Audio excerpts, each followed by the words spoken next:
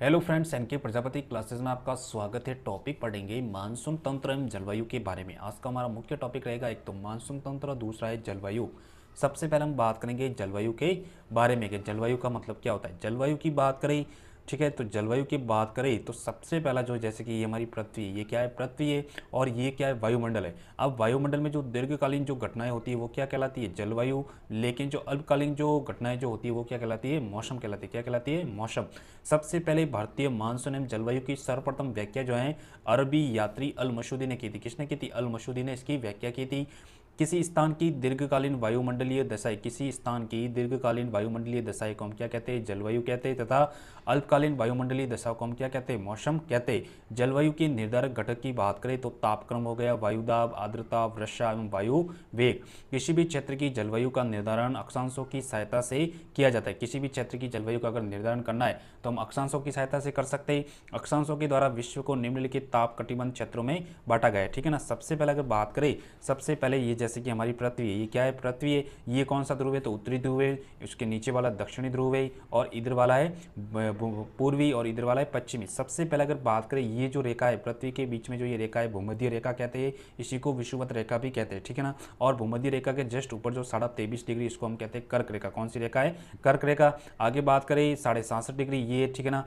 उसके बाद में नीचे बात करें, भूमध्य रेखा के नीचे 23.5 है मकर रेखा। ये कौन सी है, मकर रेखा। और जो ये वाला जो क्षेत्र है, उच्च ताप कटिबंध क्षेत्र, उच्च ताप कटिबंध है, ये दक्षिणी ध्रुव हो गया, उत्तरी ध्रुव हो गया, ठीक है। और ये शीत कटिबंध है, ये कौन सा प्रदेश है, शीत कटिबंध। उसके बाद में शीतोष्ण ताप कटिबंध, यहाँ पर वापस शीतोष्ण ताप कटिबंध और शीत कटिबंध। उसके बाद में हम बात करेंगे राजस्थान का 1% जो भाग है, डूंगरपुर व बांसवाड़ा का दक्षिणी भाग उष्ण ताप कटिबंधीय क्षेत्र में आता है, तथा शेष 99% यानी कर्क से उत्तरी क्षेत्र शीतोष्ण ताप कटिबंध क्षेत्र में आता है। उसके बाद में 23.5 डिग्री अक्षांशों से 35 डिग्री अक्षांशों तक उपोष्ण जलवायु क्षेत्र पाया जाता है, ठीक है ना, उपोष्ण जलवायु क्षेत्र। इसी कारण राजस्थान की जो जलवायु शुष्क से उपाद्र तथा उप उष्ण से शीतोष्ण जलवायु मानी गई। अब हम बात करेंगे जलवायु को प्रभावित करने वाले प्रमुख कारकों की बात करें तो सबसे पहला जो कारक होता है अक्षांशीय स्थिति। अब अक्षांशीय स्थिति की बात करें तो राजस्थान जो है 23.3 उत्तरी अक्षांश से 30.12 उत्तरी अक्षांशों के मध्य स्थित है।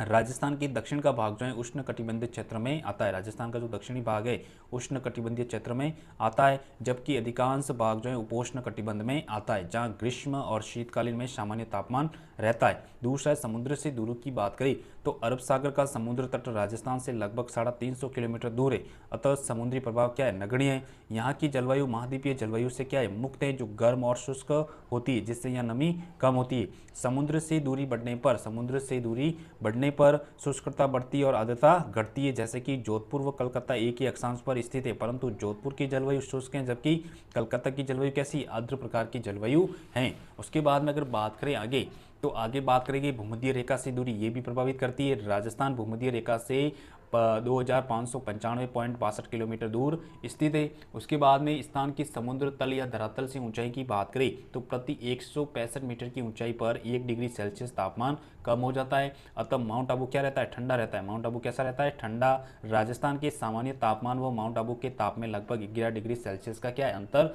माना गया है। उसके बाद में राजस्थान की धरातलीय ऊंचाई की बात करें 370 मीटर से कम है, एवं अरावली पर्वतमाला और दक्षिणी पूर्वी क्षेत्र की जो धरातलीय ऊंचाई जो है 370 मीटर से अधिक है। पश्चिमी रेतीले भूभाग में ग्रीष्म ऋतु में दिन का जो तापमान है कभी कभी 50 डिग्री सेल्सियस तक पहुंच जाता है। वहीं रात्रि का तापमान की बात करें 14 डिग्री सेल्सियस से 17 डिग्री सेल्सियस तक पहुंच जाता है। शीत ऋतु में तापमान कभी हिमांक बिंदु से भी नीचे पहुंच जाता है और पाला पड़ना एक सामान्य बात है। शीत ऋतु में पश्चिमी हवाओं के साथ आने वाले शीतोष्ण कटिबंधीय चक्रवात जब राजस्थान से होकर गुजरते तब उत्तरी राजस्थान में अधिक तथा अन्य भागों में क्या करते, कम वर्षा करते। अब हम बात करेंगे अरावली पर्वतमाला की स्थिति, ये भी हमको प्रभावित करती है जलवायु को। अरावली जो पर्वतमाला है उत्तर पूर्व से दक्षिण पश्चिम की ओर राज्य के मध्य भाग में कर्णवर्त रूप से फैली हुई है, जो अरब सागरीय मानसून के समानांतर हैं। इस कारण राजस्थान में अधिक वर्षा नहीं हो पाती। वर्षा ऋतु में दक्षिण पश्चिम से उत्तर पूर्व को बहने वाली मानसूनी जो हवाएं होती है इनके सारे हिमालय पर्वत तक पहुंच जाती हैं।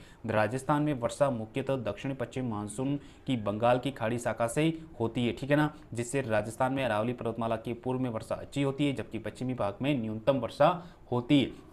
उसके बाद में भौगोलिक स्थिति की बात करें प्रकृति, तो राजस्थान जो है विश्व के सबसे युवा मरुस्थल थार का क्या है भाग है, अतः यहाँ गर्म जलवायु रहती है। विभिन्न ऋतुओं में तापमान की विषमताओं के कारण राजस्थान की जलवायु को महाद्वीपीय जलवायु भी कहा जाता है।